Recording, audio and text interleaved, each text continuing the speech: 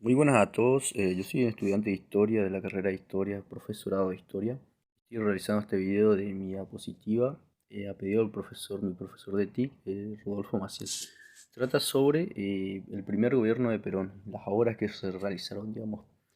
La importancia de este gobierno radica, por lo menos para mí, en que es un antes y un después debido a sus reformas y que se realizaron en torno a los aspectos sociales, políticos y económicos.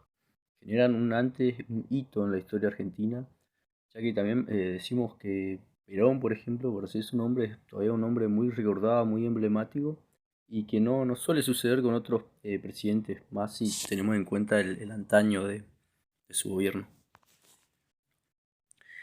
¿Cómo llega Perón a la presidencia? Primero que nada tenemos que destacar que Perón fue ocupando diversos cargos cuando estaba el gobierno de facto. Como podemos ver en esta pequeña línea del tiempo, fue ocupando diversos cargos durante el gobierno de facto y fue ascendiendo. Él hacía pequeñas reformas a favor de los trabajadores y de los movimientos sociales, por lo que se fue generando cierta fama, fue generando cada vez más poder, más popularidad, y él hacía como acuerdos secretos, secretos de los demás funcionarios políticos militares, con los gremialistas y demás, que le prometía cosas que si él llegaba al poder iba a cumplir, digamos. Y bueno, como podemos ver, llega el día ahí, el 17 de octubre de 1945, los militares temían de este poder que Perón iba subiendo cada vez más, aumentando su poder, su popularidad, que lo encarcelan. Pero la gente se agrupó en la Plaza de Mayo, para pedir la liberación de Perón. Y este gobierno militar ya muy desquebrajado, ya estaba muy mal, le libera a Perón debido a la tensión de la gente, ya no le quedó otra que hacerle caso y ceder a sus pedidos, y entonces liberan a Perón para que en el año 1951, después, 1946, perdón, él asuma el gobierno de forma democrática, él se convierte en presidente de forma democrática. ¿Cómo era el contexto mundial durante estos acontecimientos? Como sabemos, había terminado la Segunda Guerra Mundial y Argentina era anteriormente conocida como el granero del mundo, como la mayor exportadora de materia prima del mundo. Entonces es como que se alineaban los planetas porque estos países europeos, la mayoría destruidos totalmente, como podemos ver en la imagen, un ejemplo de lo que era Europa, destruidos por la guerra, se prestaba la situación, por decirlo, para que Argentina fuera una gran exportadora de toda esta materia prima y todo lo que tenía para ofrecerle a los demás países, y se le diera comienza a aumentar su riqueza, digamos, mediante estas ventas, que se empezó a acumular riqueza y se prestó todo como para que el país pueda crecer si se llegaban a realizarlo de manera correcta esta gestión. Las medidas que tomó Perón en su presidencia. Para mí lo importante enseñar la primera presidencia de Perón también radica en que mediante sus reformas y obras que realiza, las medidas que se toman, se genera, ahí como podemos ver en el cuadro, eh, a- aparece en Argentina el modelo de Estado populista, o conocido internacionalmente como benefactor. Este gobierno populista, a diferencia de su contraparte, lo podríamos decir, no debería decirlo así, pero es como todo lo contrario a lo que era el modelo oligárquico liberal que imperó en Argentina durante el siglo XIX y en mayor parte de Latinoamérica. eh, es como, bueno, como dije, pero también está mal dicho su contraparte, porque eh, el modelo liberal socialmente daba muchas libertades civiles a las personas, por ejemplo, pero como que las dejaba de lado, tipo, tenían sus libertades civiles, pero el poder lo manejaban los otros aspectos del país, como el aspecto económico y político, y todo lo demás lo manejaba una pequeña élite que estaba formada por exportadores, financistas, gente poderosa, digamos.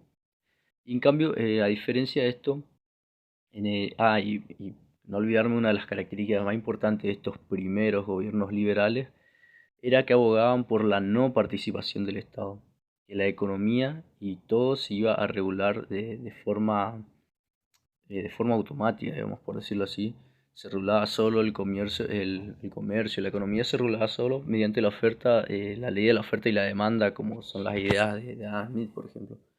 Y el modelo populista, por su otra parte, abogaba por una intervención del Estado, una intervención, un Estado interventista.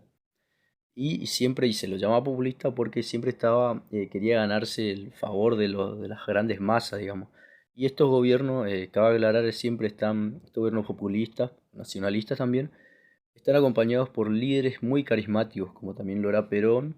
Y digo nacionalista porque también de todos los extremos, estos extremos tienen líderes muy carismáticos y muy buenos oradores. Bueno, podemos destacar la reforma en el ámbito social, que son las más reconocidas, las podemos destacar, son las a favor del trabajador.